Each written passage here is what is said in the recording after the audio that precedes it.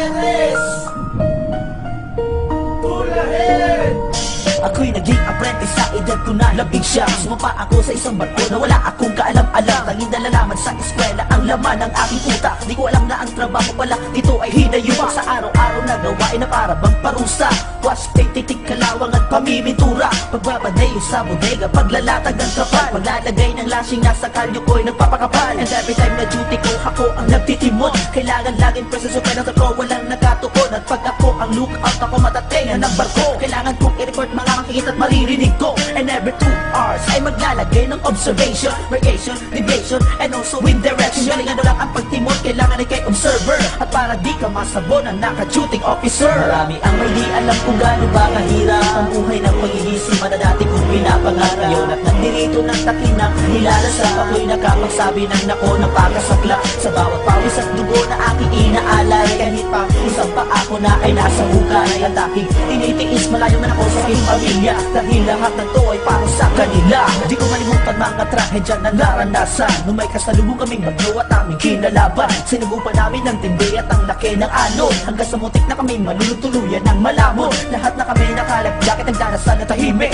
kasi ang aming makina ay malapit ng tumirik. Pag namatay ang aming makina, kami lagot na. Buti na lamang at kami ay may nakitang isla. Kami tumago at nahupa muna ang bagyo. Kaso kami tagilid kasi may butas sa aming barko. Kaya tumawag kami ng diver at agad pinasisid, habang ang barko namin ay patuloy pa rin sa pagtagilid. Lahat ng kamalasan yun kami ay nakatakas. Iyan ay dahil sa malakas kami sa taas. Salamat sa Panginoon na sa amin ay nagligtas, at siyang gumagabay sa tinatahak naming landas. Marami ang may di alam kung gaano ba kahirap ang buhay ng pagigisiman na dati kong pinapangarap. Ngayon at nandirito ng takinang nilalasap, ako'y nakapagsabi ng nako ng pagkasaklap. Sa bawat pawis at dugo na aking inaalay, kahit pa isang pa ako na ay nasa hukay. At aking tinitiis, malayo man ako sa aking pamilya, dahil lahat ng to ay para sa kanila. Ngayon ako ay nandirito, tinatahak ko na kahit gaano pa kahirap aking kinakaya. Mga trabaho mabigat, baliwala na sa'kin, kasi halos araw-araw ito aking gawain. Ang akala ng iba pagsiman ka ikay sagana, ang di nila alam sa likod nito ay pagdurusa. Pangungulila sa pamilya, pangangamba at pagtitiis, na ang tanging puhunan ko ay ang aking dugo at pawis. Di makatulog na maayos, nagiligaliw ang aking utak.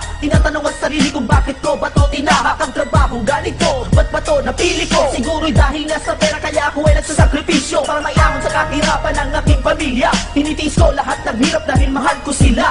Sana lang mga pangarap ko'y aking makamtan, na balang araw si Yongas ay maging kapitan. Marami ang may di alam kung gaano ba kahirap ang buhay ng pagigisiman na dati kong pinapangarap. Ngayon at nandirito ng takinang nilalasap, ako'y nakapagsabi ng nako ng pagkasakla. Sa bawat pawis at dugo na aking inaalay, kahit pa isang pa ako na ay nasa hukay. At aking tinitiis, malayo man ako sa aking pamilya, dahil lahat ng to ay para sa kanila. Marami ang may di alam kung gaano ba kahirap ang buhay ng pagigisiman na dati kong pinapangarap. Ngayon at nandirito ng takinang nilalasap, ako'y nakapagsabi ng nako ng pagkasakla. Sa bawat pawis at dugo na aking inaalay, kahit pa isang pa ako na ay nasa hukay. At aking tinitiis, malayo man ako sa aking pamilya, dahil lahat ng to ay para sa kanila.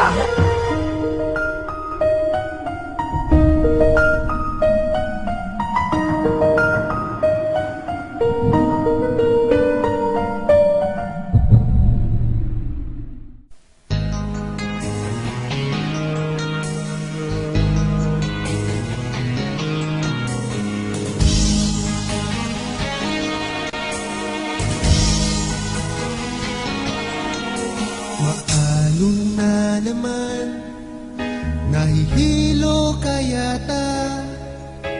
Pasensya ka na lang, wala tayong magagawa.